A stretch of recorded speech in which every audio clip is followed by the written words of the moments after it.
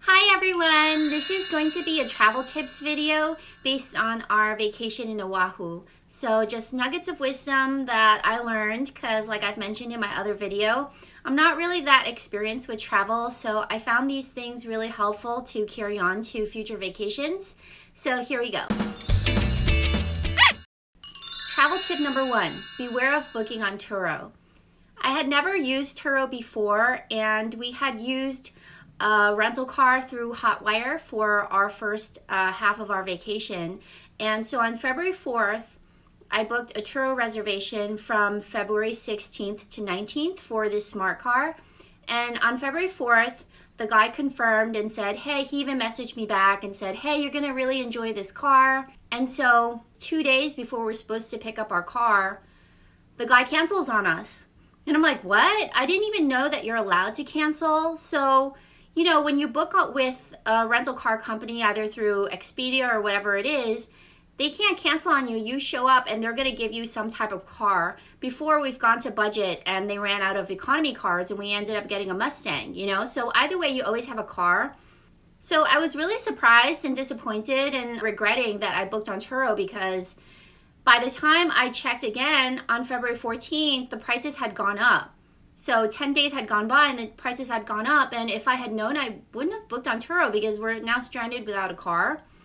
So what happened is that I called Turo and I found another car and they said, hey, don't worry, we'll refund you the fare difference. We'll cover it. They waited for the other driver to confirm. So they have, I think, 12 hours to confirm after you put in an offer to rent their car. And this guy's car was available, but he ended up not confirming. So we still don't have a car, and it's another 12 hours later. We need a car in a day and a half.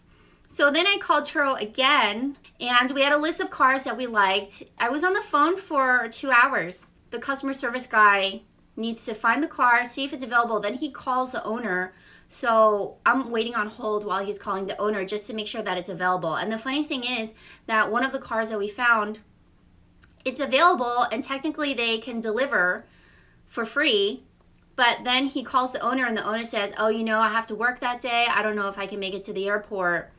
So finally we got a car, but it was just a hassle, you know? So one of the good things that ended up coming out of it is that the first time the car that we got, it would have cost $154 for 3 days. And because of the cancellation, the Turo customer service will say, oh, you know, we'll cover any fare differences. So we ended up getting a Camaro that would have cost $450. They also gave me a $20 credit just for, you know, inconvenience, which, yeah, it really was inconvenient. So that's like one of the upsides of our experience. But all in all, it was just a little bit more stress than I would have liked, because let's just say you're, you know, getting back from you're getting off the plane, and then your Turo person cancels on you, and then you're really stranded. So thank goodness we had like a day and a half to rearrange all our plans. If it's about the same price, I would rather go with a rental car company where when I show up, I know I'm getting a car, as opposed to always wondering in the back of my mind if, oh, this Turo guy's gonna cancel. Because I know that they have to pay some type of cancellation, like a penalty if they cancel on you, but so something must have happened, but still, it was just really unexpected, and I think a flaw in their business model. You don't really want customers thinking like, oh, is this confirmed but not really confirmed? So that was my experience. It was my first time experience with Turo. I didn't have a good impression, and I don't know if I'm going to book with Turo again in the future. Travel tip number 2, prepare for sudden rain. So when we booked our tickets to Oahu, we checked the weather. It was supposed to be 81 degrees every single day, really sunny, amazing weather.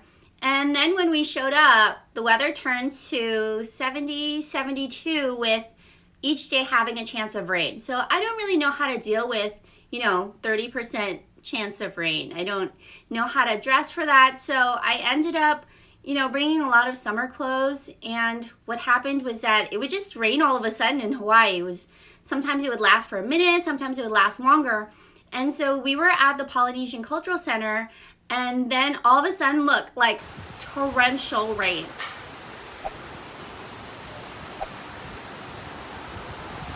Oh wow. Harder. Yeah. This happened 3 times while we were at the Polynesian Cultural Center. The first time we're sitting there, we're waiting for the boat pageant. It's just unexpected. I was wearing like a tank top and a thin dress, so I really wasn't prepared. It rained really hard. There are all these tours happening around us, and you could tell that the tour guides know that this happened because they brought out, you know, all these thin rain ponchos for everybody, but unfortunately we didn't bring our umbrella. It was in the car. And then I just ended up using my jacket to cover us, but then it got soaked. And then so I got a cold because of, you know, just all the rain. We got caught in the rain a bunch of times, and then it kind of got like this chill that I couldn't get rid of, so that's why my voice is really weird in some of the videos. Hiking up Diamond Head Crater. Because I got a really bad cold. It took me about, you know, over 2 weeks to get over. I would say if you go to Hawaii, make sure you dress in layers. Make sure that you have an umbrella. We ended up having to buy an umbrella, which was, you know, not cheap because it's like a $14 umbrella at one of those convenience stores. It's sunny, but there are times when the clouds come over, the rain comes down, so be prepared. Travel tip number 3, don't pay for water. If you stay at a hotel that has a gym, it's almost guaranteed that they have a water machine. So you end up just refilling your water bottles, and then you can save on the cost of water. And we didn't learn this until after we had bought 2 big cases of water at Walmart, and then we realized, oh my gosh, we could just refill our water bottles in the gym, and then we never have to pay for water. So that's like something that can just save you some time and also be like eco-friendly. So you just like, you know, buy 1 bottle instead of all these recyclable bottles. Travel tip number 4, keep yourself occupied on the flight. So I really don't like to fly. I get motion sickness really badly. So the first time when we landed into Honolulu, I almost threw up. I really had to control myself. I really don't like to be in confined spaces. I don't like to sit for a long time. And so mentally, I really had to be engaged. We couldn't connect to the in-flight movie entertainment for some reason. You have to download an app before you get on the plane. Bruce suggested that we get a portable DVD player. I thought the bigger the display, the better. I ended up getting a 15.4-inch DVD player, which ended up being way too big. It took up too much space. It was hard to carry around. It was hard to fit on the tray table. So now from experience, I know that next time I'll get like a really small one, maybe an 11-inch or something like that. So we can still watch the movie, and then it's not just really hard to take in and out from my backpack. I ended up getting DVDs from the library. It lasted 6 hours on battery. Then I got a headphone splitter so that both of us can listen to headphones at the same time. So that was really good. Travel tip number 5, don't buy tickets full price at Polynesian Cultural Center. It's not cheap to go to the Polynesian Cultural Center. It's definitely worth it, but tickets start at $60 for adults. So if you book 10 days in advance, you can get 10% off on their website, but we didn't do that. We decided, you know, less than 10 days before that we wanted to go there. I ended up looking around online, and then I found that there's a coupon book. It's called Entertainment. They used to send out physical coupon books, and now there's an online one. And it's so cheap. I signed up for 99 cents a month, and I saved $40 off Polynesian Cultural Center. You just download the app, and then they give you a reservation number, and then you have a coupon code, which you just call their number, and then they just take $40 off. So it would have been $180 for the island buffet and show, but we ended up only paying $140, which was totally worth it. So yeah, definitely check out entertainment.com. They have a lot of other discounts for restaurants in the area. We never ended up going to them, but they're kind of more like, you know, chain franchisee restaurants like Teddy's Bigger Burgers, which we never went to. But yeah, it's definitely an option if you are in the area. And then you can also turn on the app to where it tells you, oh, hey, there's a coupon nearby. So you can enable location sharing, and then they'll track you and like send you notifications, which is totally worth it for 99 cents a month. Travel tip number 6. If you like to travel light, which I do, so I like to be really hands-free, which is why I like to wear a backpack. It gives just a certain ease of comfort. I usually wear a really big backpack, but then when I travel, I kind of want to be cute and match like my cute outfits.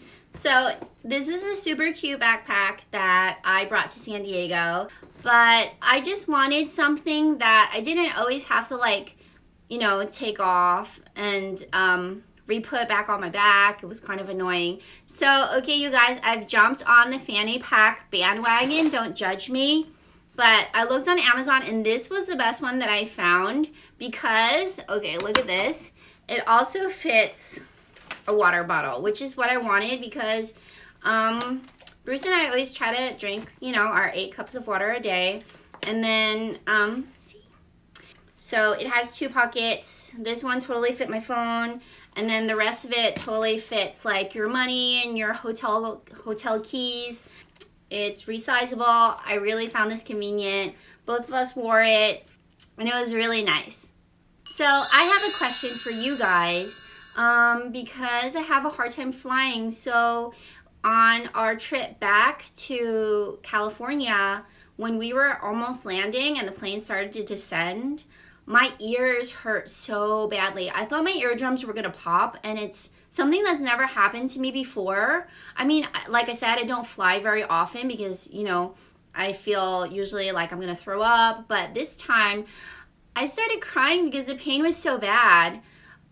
It just felt like my eardrums were so sore. I had so much pressure. Nothing I did helped.